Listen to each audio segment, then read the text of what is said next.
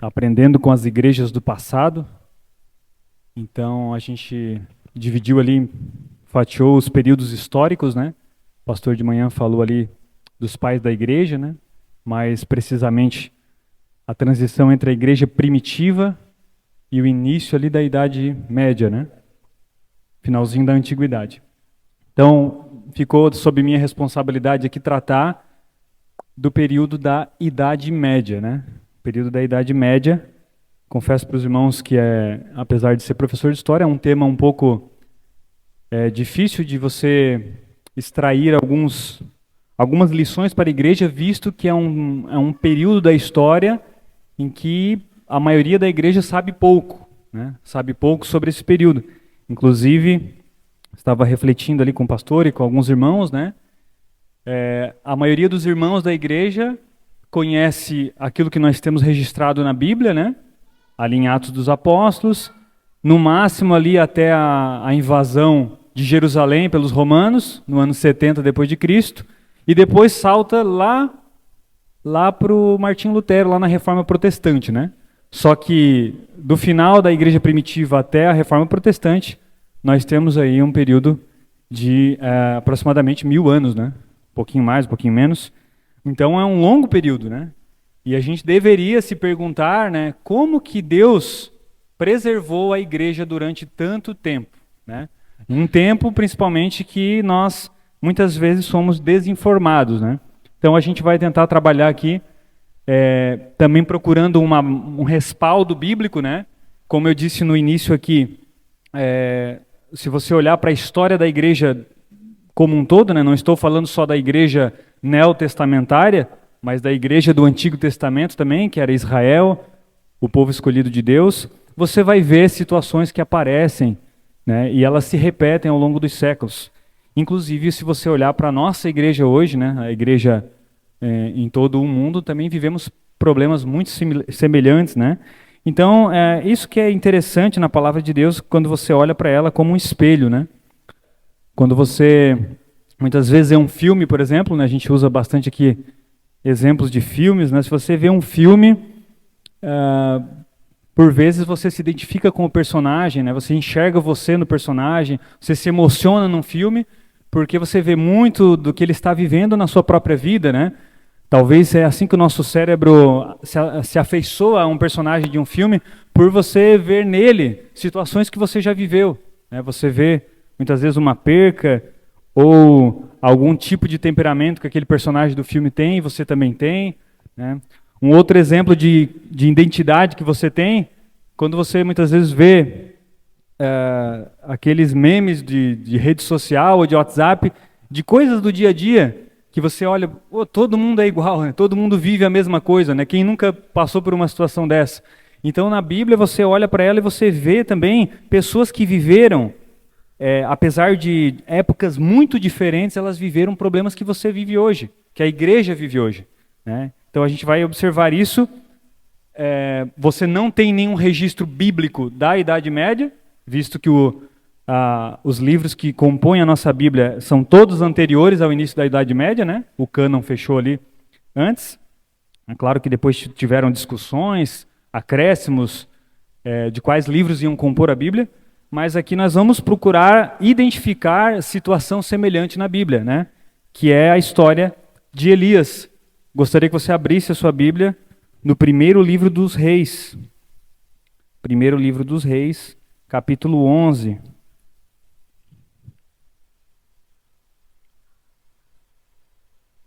Nós vamos ler... Desculpa, irmãos, capítulo 19. Estou com Romanos 11 na cabeça. 1 Reis 19.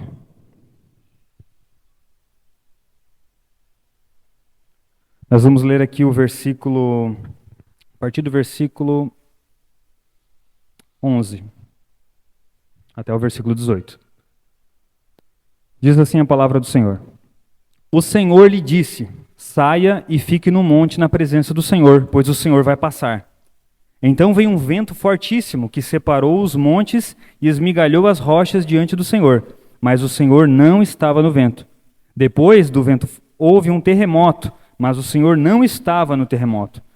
Depois do terremoto houve um fogo, mas o Senhor não estava nele.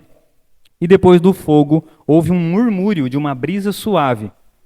Quando Elias ouviu, puxou a capa para cobrir o rosto, saiu e ficou à entrada da caverna. Uma voz lhe perguntou: "O que você está fazendo aqui, Elias?" Ele respondeu: "Tenho sido muito zeloso pelo Senhor, o Deus dos exércitos. Os israelitas rejeitaram a tua aliança, quebraram os teus altares e mataram os teus profetas à espada. Sou o único que sobrou, e agora também estão procurando matar-me." O Senhor lhe disse: "Volte pelo caminho de onde veio e vá para o deserto de Damasco. Chegando lá, unja Azael como rei da Síria, unja também Jeú, filho de Ninsi, como rei de Israel, e unja Eliseu, filho de Safate, de Abel-Meolá, para suceder a você como profeta. Jeú matará todo aquele que escapar da espada de Azael, e Eliseu matará todo aquele que escapar da espada de Jeú. No entanto, fiz sobrar 7.000 em Israel, todos aqueles cujos joelhos não se inclinaram diante de Baal, e todos aqueles cujas bocas não o beijaram." Amém. Então, meus irmãos, como eu disse antes, né, podemos notar aqui, já introduzindo o assunto da Idade Média, né, como nós temos uma pessoa, né, que viveu num tempo muito difícil para ser servo de Deus, que é um período em que a apostasia estava generalizada. E ao longo dessa exposição nós vamos ver muitas similaridades com o que os irmãos da Idade Média viveram, tanto em termos políticos como em termos religiosos e espirituais. Tá? Mas antes de a gente falar propriamente dessa passagem, não vai ser um sermão expositivo, né? O intuito aqui é a gente aprender um pouco do período histórico, então eu vou fazer alguns apontamentos nessa passagem mais à frente, mas a princípio a gente vai precisar fazer aqui uma pequena introdução, uma contextualização histórica, né? E também nós vamos não vamos ter uma ênfase muito grande em pessoas, né? Vou citar alguns nomes aqui da Idade Média, mas o que eu quero que os irmãos se atentem e percebam é a providência de Deus em manter pessoas fiéis a Ele em qualquer período da história. Essa é a ênfase que eu quero que os irmãos tenham nessa exposição. Tá? Então, só aqui para a gente se situar, né? Como eu disse, nós já começamos falando dos pais da igreja, e a gente está vendo essa evolução da igreja ao longo dos séculos. Cada período revela algo sobre a fidelidade de Deus e a responsabilidade do seu povo. Tá? Então, muitas vezes a gente quer ajudar a Deus, né, a manter a igreja viva, a igreja forte, firme, mas a gente esquece que Deus é soberano. Né? Ele elegeu todos na eternidade. Então, não que a gente não deva fazer nada, mas a gente precisa confiar em Deus, né? Porque Deus, em cada período, manteve os seus remanescentes. Tá? Então, nós vamos ver hoje, agora nesse momento, um dos períodos mais difíceis para a história da igreja. Né? Todo período tem a sua dificuldade, né? Mas, olhando para a Idade Média, meus irmãos, como o pastor disse de manhã, né? Com a densidade que eram as trevas daquele período, né? Você tem muita dificuldade de enxergar luzes que propaguem o Evangelho de Cristo nesse período. Mas existiu, né? Existiram, tanto é que esse Evangelho ele foi confiado ao longo dos séculos por esses irmãos. Tá? Então, só aqui para a gente perceber, a gente vai tentar fazer essa conexão aqui do período de Elias com o período que viveu a igreja medieval e algumas aplicações para a igreja atual, né? Sempre pensando de que há uma conexão nesse tipo de situação. Aqui para os irmãos se situarem, né, para quem não lembra muito das aulas de história, né, para os irmãos se situarem aonde que fica a Idade Média, né? Eu sei que nem todos têm afinidade ou gosto pela história, né? Na nossa igreja, bastante irmãos gostam de conversar de assuntos históricos, mas só para os irmãos se situarem, né? A Idade Média está ali bem no meio, né? Então, ela começa no ano 476, que foi a queda do Império Romano, e ela só vai terminar no ano de 1453, com a queda do Império Romano do Oriente, né? Também conhecido como Império Bizantino. Então, vejam que é um período de aproximadamente 1000 anos, né? Não vamos parar para calcular aqui quantos que dá, mas alguns chamam, inclusive, de a longa noite dos 1000 anos. tá? Por quê? Porque foi um período bem grande e que muita coisa ruim aconteceu, né? Os historiadores concordam que foi uma época muito difícil, né? Então, o que o pastor transmitiu de manhã, né, está ali na Idade Antiga, entrando para a Idade Média, né? Inclusive Cristo, né? A vinda de Cristo a esse mundo foi ali na Idade Antiga, né? E hoje nós estamos lá na Idade Contemporânea.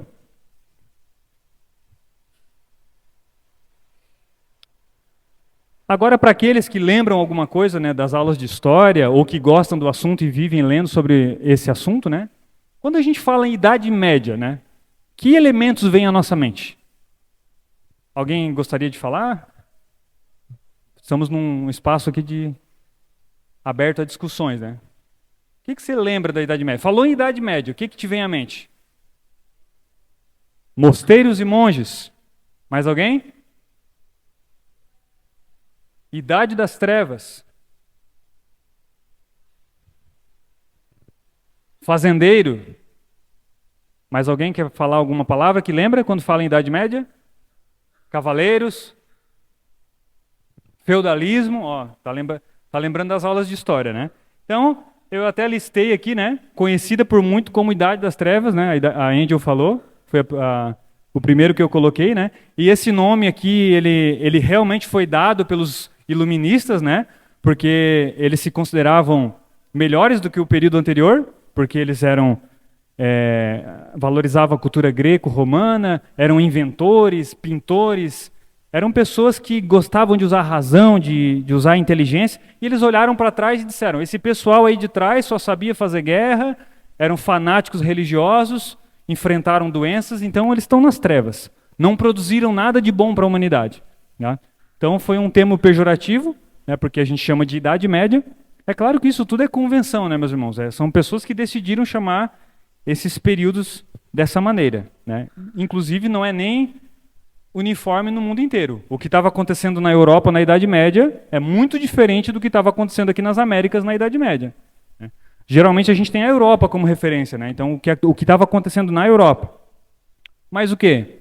Um período marcado por guerras, pestes e corrupção da Igreja Católica, né? Pelo menos nas aulas de história que eu passei, muito se fala nessa corrupção na Igreja Católica, né? Pessoas presas nos feudos, né, que eram como se fossem fazendas cercadas de muralhas, né, com o castelo do senhor feudal lá no meio. Igreja Católica perseguindo e torturando todos aqueles que eram considerados hereges, né? Então as inquisições, por exemplo, né, que a Igreja Católica promoveu, as cruzadas, né, para defender ali o cristianismo. Também as pessoas pagando muitos impostos, né? Então existia imposto para tudo quanto é questão que vivia no dia a dia, né? Por exemplo, existia um imposto chamado mão morta. Ou seja, você plantava, a sua família plantava, e parte da sua plantação era dada para o senhor feudal. Então, cada um que morria, você tinha que pagar o imposto porque morreu alguém da sua família, porque era menos gente produzindo para o senhor feudal. Então, estou dando um exemplo, né? Daí tinha uma infinidade de impostos, né? A corvéia, enfim. Então, era uma época muito difícil financeiramente também. Agora, a pergunta que fica, né? Como eu disse no início, a gente salta geralmente da igreja primitiva lá para onde? Para a reforma protestante. Mas quem conduziu o evangelho de Cristo durante a Idade Média? Durante esses 1000 anos? Será que a gente pode confiar na forma com que foi transmitida a palavra de Deus? Será que tinham pessoas piedosas nesses 1000 anos? Ou eram simplesmente esses membros da igreja que eram corruptos, que eram imorais, né? Então fica aqui essa pergunta para a gente refletir, né? Houve sim corrupção, tudo isso ali que a gente colocou que faz parte da Idade Média é verdade, aconteceu, mas também houve luz, mesmo que pequenos luzeiros, providência de Deus para manter o evangelho vivo até os nossos dias. Deus preservou um povo fiel. Então, eu dividi aqui em 4 partes nessa exposição. Vamos aqui para a nossa primeira parte, só para contextualizar. O pastor já deu uma pincelada de manhã ali, como que saímos da igreja primitiva para o início da igreja medieval, tá? A transição da igreja primitiva para o cristianismo institucionalizado ocorreu gradualmente, tá? Então não foi uma coisa da noite para o dia. Tanto é que a gente pega ali do século IV ao século VI. Tá? São cerca aí de 200, 300 anos até a igreja começar a ficar institucionalizada. Porque se você perceber na Bíblia, Jesus não fundou nenhuma igreja, né? Ele ensinou o evangelho do reino, ele tinha seguidores, mas ele não institucionalizou uma igreja. Isso aí foi acontecendo ao passar do tempo, né? E quando a gente fala em igreja primitiva, meus irmãos, o que a gente lembra? Principalmente em Atos dos Apóstolos. Perseguição. Perseguição, o pastor falou um pouco sobre isso hoje. E depois, né? Tanto é que depois que morre ali Paulo, Pedro crucificado de cabeça para baixo, muitos apóstolos, né? A tradição da igreja ensina que o único que não morreu martirizado foi o apóstolo João, né? Todos os outros foram martirizados. O Império Romano perseguiu severamente a igreja, né? Tentando impedi-la de proclamar a Jesus Cristo, porque eles consideravam que o imperador era para ser adorado. Então você olha para o retrato da igreja primitiva e você vê ali muitos anos de perseguição, de tortura, né? Depois que Roma invadiu Jerusalém e tocou fogo, no ano 70, ainda acusaram os cristãos. Os cristãos foram acusados de tocar fogo em Roma. Isso aumentou mais ainda a perseguição. Então como é que a gente conecta, né, essa igreja perseguida, essa igreja acuada, com a igreja poderosa da Idade Média? Como que se deu essa transformação? 2 documentos muito importantes para que isso acontecesse. Tá? Eu trouxe eles aqui, a gente só vai passar eles rapidamente, que foi o Édito de Milão, do ano 313 depois de Cristo, e o Édito de Tessalônica, ano 380 depois de Cristo. Tá? Então, esse primeiro ali, meus irmãos, Édito de Milão, foi o imperador, né? Foi o imperador Constantino que escreveu, né? Vamos aqui, até eu trouxe alguns detalhes, ó. Édito de Milão. Constantino e Licínio, tá? Por que co-imperadores? Porque algumas regiões eram administradas por mais de um imperador. Eles faziam alianças, né? E eles conseguiam ali administrar regiões juntos. Eles decidiram proclamar o livre exercício de todas as religiões, especialmente em relação ao cristianismo, tá? Além disso, meus irmãos, então agora todas as religiões poderiam ter liberdade de proclamar a sua fé, mas principalmente o cristianismo. Além disso, ele permitiu que fossem devolvidos os bens tomados da igreja. Porque quando Roma perseguiu a igreja, os cristãos ficaram sem nada. Foram tomados casas, os bens, e agora tudo isso estava sendo devolvido por esse documento ali, o Édito de Milão. Inclusive o Estado ressarcindo, né, às vezes também com valores, todo esse prejuízo. Aparentemente parece algo bom, né? A gente olha assim, opa, o imperador, como o pastor disse, ele se converteu, não sabemos se essa conversão é real, né? Mas ele começou a ser benevolente com os cristãos. Tá? Então aqui começa a mudar a realidade do cristianismo. E o segundo documento que eu disse para os irmãos, né, que foi o Édito de Tessalônica, no ano 380, ele foi emitido em fevereiro de 380 pelo imperador Teodósio I. E ele vai estabelecer o cristianismo como religião oficial do Império Romano. Olha só que virada de chave. O Império Romano, que perseguia, matava cristãos, acusava de tocar fogo em Roma, agora tinha como religião oficial o cristianismo, pelo edito de um imperador. Tá? Então agora os cristãos não precisavam mais temer essa perseguição. Por quê? Estava liberado, qualquer religião, tiveram seus bens devolvidos e ainda era uma religião oficial do Império. Então, finalizando essa parte, né? Com isso, a igreja passou de um movimento simples, muitas vezes doméstico e perseguido, para uma instituição estruturada, com hierarquia definida, influência política e crescente poder social, ganhando estabilidade, expansão, mas também abrindo espaço para alianças com o Estado, que ao longo do tempo contribuíram para o seu distanciamento da simplicidade do Evangelho. Então, aquilo que parecia algo positivo, algo que seria bom para a igreja, as portas se abrindo, as coisas dando certo, na verdade, era o princípio da ruína da igreja. Né? Não estamos falando aqui da igreja espiritual, da igreja de Cristo, a igreja verdadeira de Cristo. Estamos falando da igreja institucionalizada. Porque muitas vezes, meus irmãos, a gente espera movimentações políticas, A gente espera soluções humanas para os problemas da igreja. Então aqui é onde começou a misturar a religião institucionalizada com a política, né? Os cristãos que até então confiavam na providência do Senhor, né, que foram mortos no Coliseu, por exemplo, que não negavam a sua fé, agora eles não tinham mais por que temer. Mas isso foi a preço de uma aliança com o mundo.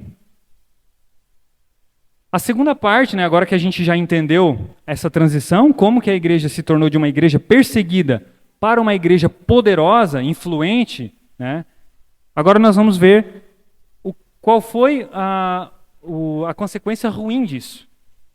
Porque é uma contradição, né? O que parecia ser bom, na verdade, vai dar início a esse período de trevas, né? Por isso que o nosso tema, inclusive, né, que o pastor ali selecionou, é fé entre muros, né, num período de trevas. Ou seja, existia um pessoal ainda que estava escondido, que não aparecia, mas que estava ali se mantendo fiel ao Senhor. Então, depois que o Império Romano deixou de ser o império influente no mundo, a igreja se tornou a instituição mais estável da Europa. Para vocês terem uma noção como a igreja ficou poderosa, na época, cerca de 1/3 das terras da Europa pertencia à igreja. Ela era proprietária de 1/3 das terras da Europa. Tá? Então, os papas, por exemplo, né, o bispo de Roma, que era o papa, ele começou a ter muita influência. Inclusive, ele escolhia os reis. Então ia ter lá um determinado país, uma nação, um feudo, quem nomeava o rei daquele lugar era o Papa. Ele que abençoava. Eles consultavam o Papa. Outra coisa que era muito poderosa, que foi citado hoje, era a excomunhão da igreja. Quando as pessoas levavam a religião muito a sério. O pessoal medieval, eles eram muito religiosos. Então ser excomungado era algo desesperador. Porque era como se você perdesse o direito ao céu. Então os papas, eles excomungavam, eles expulsavam da igreja, eles mandavam muitas vezes matar, né, nas inquisições. Então eles adquiriram muito poder, inclusive por estarem aliados ao Estado, né? Quais os problemas agora, vamos pensar em termos eclesiológicos, né, teológicos. Como que isso refletiu na igreja? A gente falou agora aqui num contexto histórico, né? Mas agora vamos ver os problemas que surgiram. Alguns também já foram citados hoje pela manhã. Corrupção e abuso de poder. Então, como a igreja se meteu na política e ganhou notoriedade, parou de ser perseguida, agora a liderança da igreja, né? E vocês notem que em Israel, depois a gente vai voltar aqui para a passagem do Elias, também aconteceu a mesma coisa. Quando um líder que está à frente do povo, ele começa a não olhar mais com seriedade para as coisas santas, ele vai se corromper. Então, acredito que o Rafael também vai trabalhar um pouco amanhã de manhã, os problemas que a igreja enfrentava. Comércio de relíquias e venda de indulgências. Tá? Então, relíquias, por exemplo, até hoje nós temos relíquias sagradas que são veneradas, que são visitadas, né? Por exemplo, o sudário. Quem aqui já viu o sudário na internet? Que é supostamente o manto lá que cobriu Jesus enquanto ele estava morto. Aí ficou lá a mancha de sangue, né? Formato do rosto de Jesus. Esse está entre nós até hoje, né? Supostamente do tempo de Cristo. Então, eles vendiam relíquias dessa espécie para angariar fundos para a igreja. Então, dá para entender como que a igreja se tornou poderosa. Lasca do pedaço da cruz de Cristo. Prego que Jesus usou na cruz. Leite de Maria, né? Eu não lembrava dessa, eu vi na internet, eles vendiam frascos com leite de Maria. Então, todos esses objetos eram vendidos na igreja medieval, tá? Venda de relíquias sagradas. E as indulgências que os irmãos vão ver depois, que o Martinho Lutero vai aparecer combatendo isso, né? Porque era você comprar a salvação, você comprar um direito no céu. Venda de cargos também, chamada de simonia. Então, tu quer um cargo aqui na igreja, um cargo de destaque, você paga e você tem direito a ocupar aquele cargo, tá? Então isso aí também era um problema da igreja medieval. E a vida moral decadente dos líderes, né? Então todo tipo de problema você vai ver, não vamos aqui cavar os escândalos da igreja da Idade Média, né? Mas os papas, os bispos, os abades estavam envolvidos sempre em imoralidades. Tá? Esse era o quadro da igreja, um dos problemas da época, né? Outra coisa, evangelho misturado com política. Então você vai ver, por exemplo, as cruzadas, se não me falha a memória, foram 11, que eram o quê? Expedições militares, né? Inclusive o pastor citou ali a bandeira dos cruzados, né? Que era com a cruz, que eles faziam supostamente para recuperar o território tomado pelos muçulmanos, para os cristãos. Então eles foram em vários lugares da Europa, levando a bandeira de Cristo. Só que misturado com as intenções ali, haviam desejos políticos, né? De crescer, de tomar territórios, de pegar, saquear a riqueza daquele povo, né? Então o evangelho começou a se misturar com a política. Tá?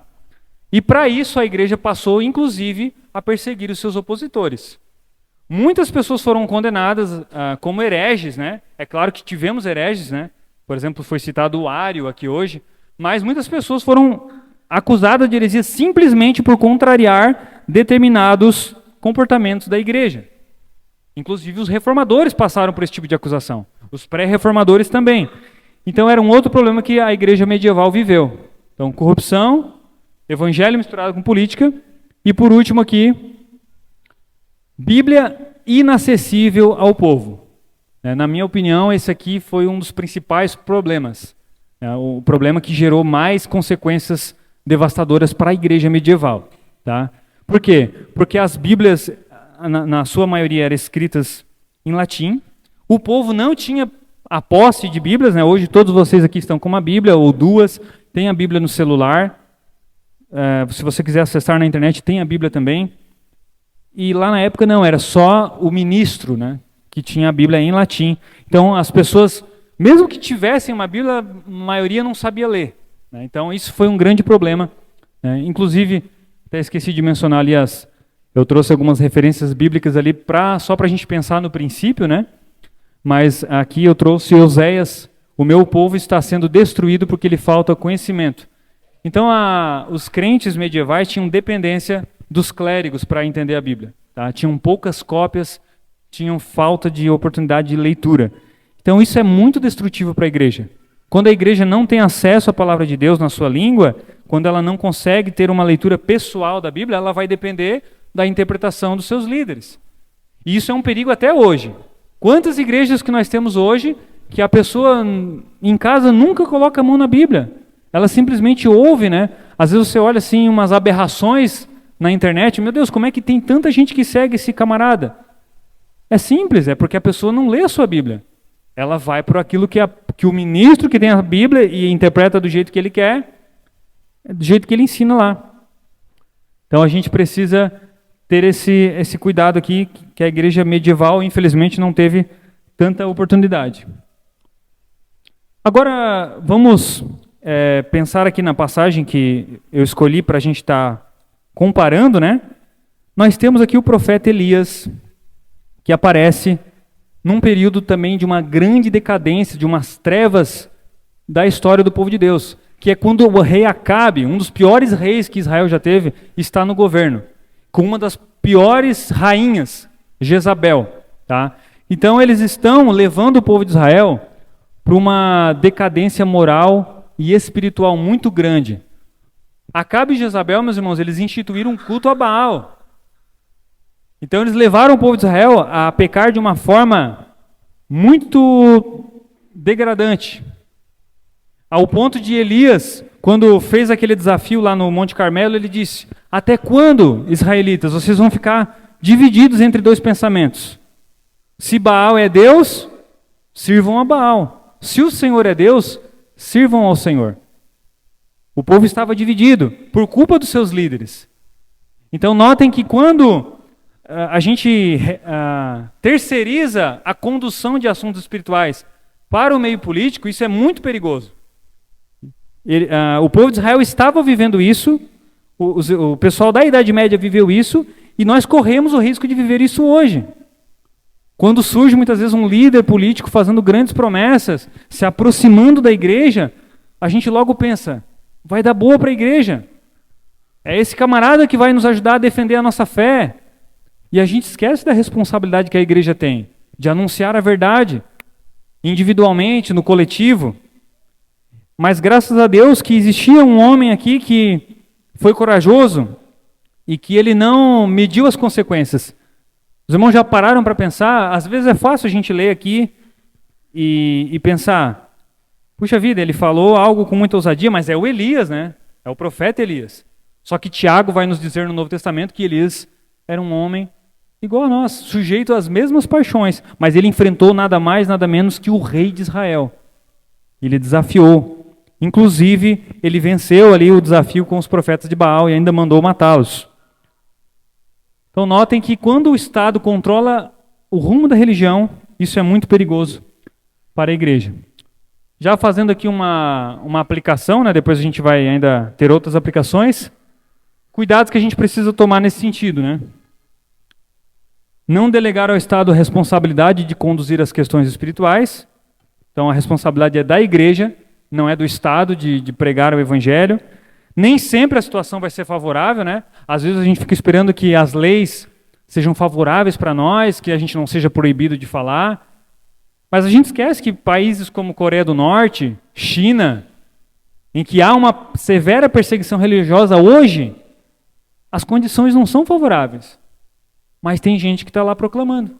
Tem gente que está arriscando a sua vida, a vida da sua família, a sua segurança, para proclamar o Evangelho. Mas a gente, com a facilidade que tem hoje, ainda fica depositando esperança de que, não, Deus o livre, aprovarem uma lei aí que proíba a gente de pregar. Deus me livre, mandarem fechar as igrejas. Então quer dizer que se isso acontecer, a gente não vai mais servir a Deus? Será que a gente está a escape de daqui 10, 15, 20 anos acontecer algo do tipo? E se acontecer, o que a gente vai fazer? Cada um vai para sua casa e vamos levar uma vida normal? A gente tem que pensar nessas coisas. Então, não devemos esperar dos governos humanos.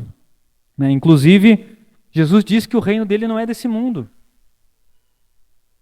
Nós servimos ao Rei Jesus. Não depositar esperança em líderes humanos. Não confundir crescimento estrutural com crescimento espiritual. Então, se você olha assim de uma forma muito superficial para a Idade Média, parece que deu certo. A igreja cresceu, se fortaleceu, comprou terrenos. A igreja mandava na Idade Média. Isso não é bom? Não foi bom para a igreja viva de Cristo. Então, quando você olha um crescimento, às vezes igrejas, essa igreja tem mais de 1000 membros, ela está crescendo. Isso não significa, né, que ela está fazendo o que é certo. Também não quer dizer que é porque tem bastante gente que está fazendo errado. Mas muitas vezes a gente mede pelo crescimento estrutural. A igreja está crescendo, está funcionando, então é porque Deus está abençoando. Muitas vezes a igreja fiel, ela cresce sufocada, escondida. Vamos voltar ao exemplo da Coreia do Norte, da China. Você não vê grandes igrejas estruturadas nesses países, mas existe uma igreja que está lá, orando a Deus, sendo fiel, sofrendo. Buscar o conhecimento pessoal das Escrituras para não ser levado por falsos ensinos. Então, um dos remédios que a gente pode tomar para não cair nesse problema de ser iludido com o crescimento estrutural é ler a nossa Bíblia. Você tem a sua Bíblia em casa, não negligencie a leitura pessoal. Seja como os bereanos. Ouça o ensino e analise, mergulhe nas Escrituras. Falamos então de muitos problemas da Idade Média, né? Como que a igreja, o crescimento dela foi de certa forma ruim, a igreja visível, na igreja estrutural, mas não foi só coisa ruim que aconteceu na Idade Média. Daí voltamos àquela pergunta inicial, né? Onde estava a igreja fiel nesse período de trevas? Será que Deus se esqueceu do seu povo e só foi lá o Martinho Lutero, John Hus, John Wycliffe? Será que caíram de paraquedas na história e tentaram resgatar o que a igreja primitiva construiu lá atrás? Não, a resposta é não. Outras pessoas vinham construindo esse tipo de pensamento, né?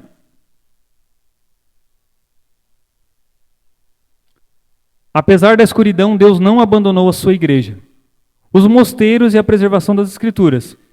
Então, mesmo às escondidas, meus irmãos, você tinha pessoas que estavam lá dentro dos mosteiros, né?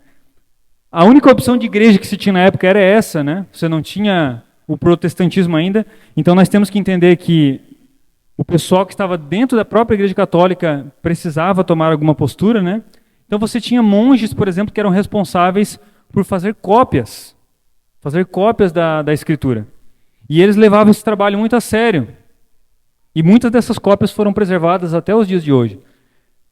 E alguns já começaram a se aventurar, inclusive, em traduções, né? Por exemplo, a Vulgata Latina, que ela foi traduzida do latim para uma língua mais popular. Era um trabalho silencioso, fiel e constante, né?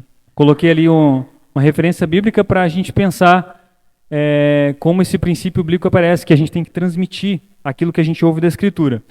Tá? Então, tínhamos pessoas fiéis tentando transmitir a palavra de Deus. Outro ponto, que existiam também monges e clérigos piedosos, né?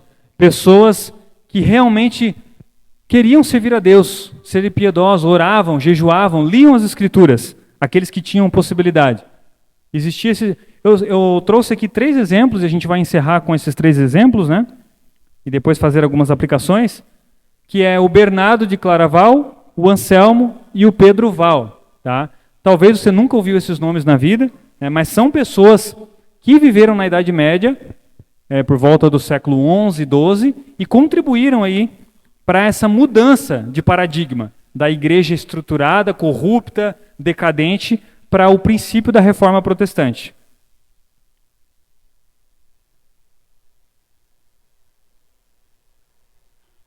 Bernardo de Claraval, por exemplo, tá? Qual foi a contribuição dele? Ele trouxe, né, um combate àquela questão muito litúrgica, aquele formalismo religioso que a Igreja Católica tinha, né, de tudo ser seguido um rito. Ele tentou trazer ali um aspecto mais espiritual, né, reacender dentro da Igreja medieval uma espiritualidade centrada no amor a Cristo, vida devocional e profunda reforma moral do clero. Tá? Então, a Igreja ela era muito metódica, né, era muito ritualista, e ele pregava no sentido de que as pessoas precisavam ter mais sentimentos em relação também ao Evangelho, né? Também crer com o coração. O Anselmo, por outro lado, né, ele trouxe algo já muito parecido com o que os reformadores vão trazer, que é a aplicação da razão no estudo bíblico. Tá?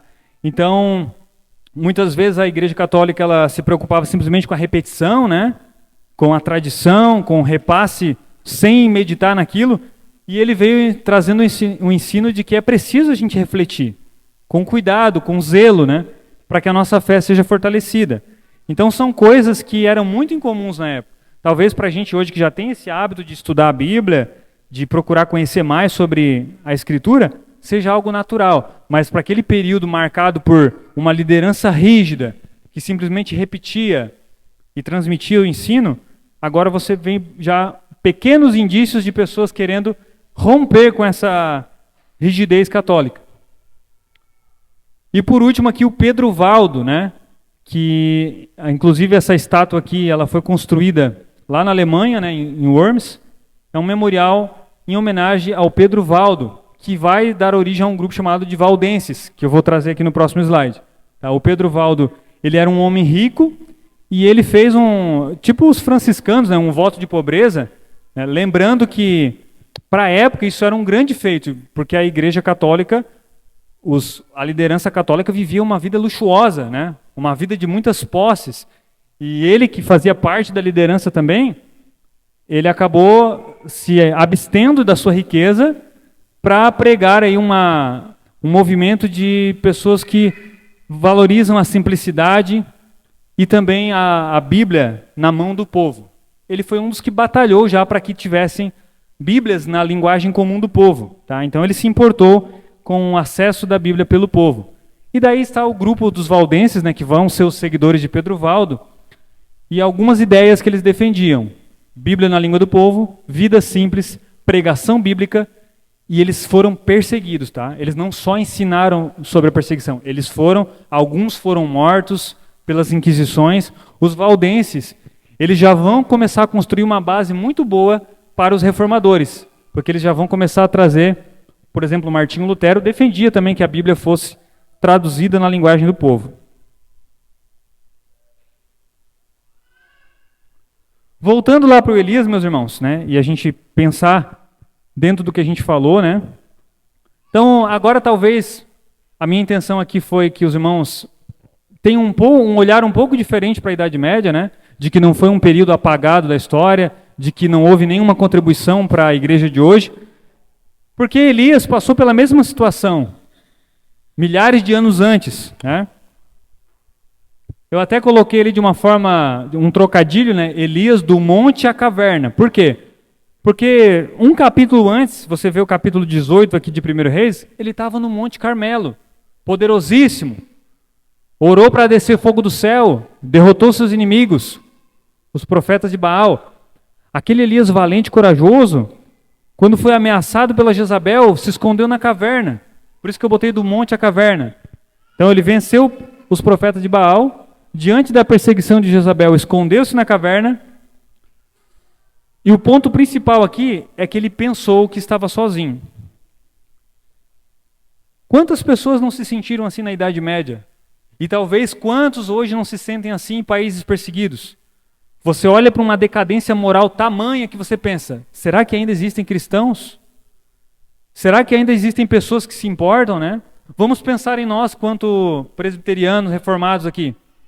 Às vezes a gente vê a decadência das igrejas teológicas, né? Não que nós sejamos perfeitos, os melhores, mas a gente pensa, como que as igrejas estão se afastando da verdade bíblica? Como estão aparecendo aberrações, falsos ensinos? Será que a igreja está morrendo? Será que Deus não está preservando mais seus remanescentes? O Elias pensou dessa forma.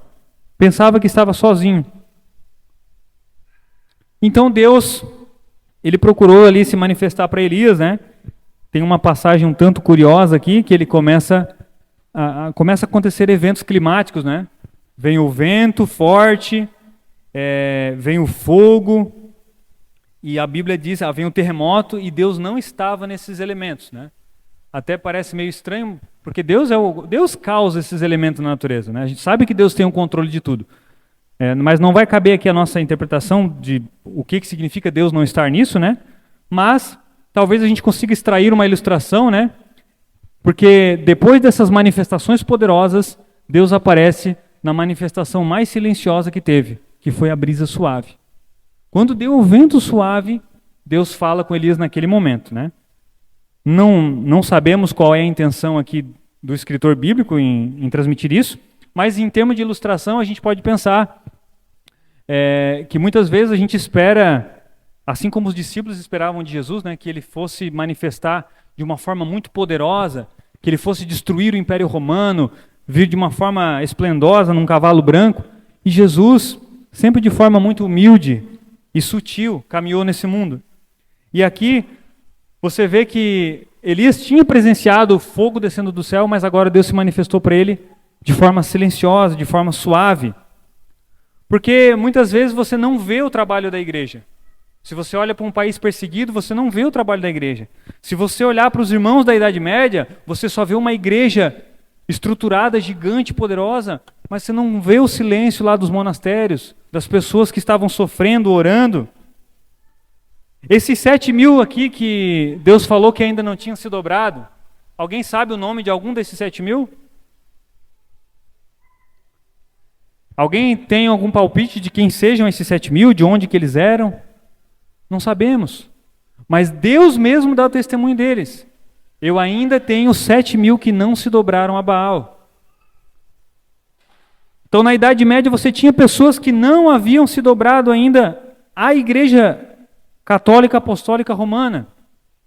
E hoje a gente olha para a decadência espiritual, mas a gente ignora o fato de que Deus tem pessoas que não se dobram ainda para as coisas desse mundo, para essas teologias falsas. Porque é Deus que garante isso, meus irmãos. Não é político A, não é político B. Não é o meu e o seu empenho, mas é o próprio Deus que prometeu que estaria com a sua igreja até a consumação dos séculos. E agora, indo para a nossa última parte, 4 lições que eu relacionei aqui, diante do que a gente discutiu. Instituição forte não significa espiritualidade saudável. Então a igreja medieval era poderosa, mas espiritualmente adoecida. Tá? Então, o que a gente prioriza, né? A gente prioriza um crescimento estrutural, que não é errado, né? Isso não é errado, mas essa não é a nossa principal ênfase. Não adianta nós crescermos estruturalmente e o nosso conhecimento bíblico murchar. A nossa comunhão, nossa forma de lidar com os irmãos piorar.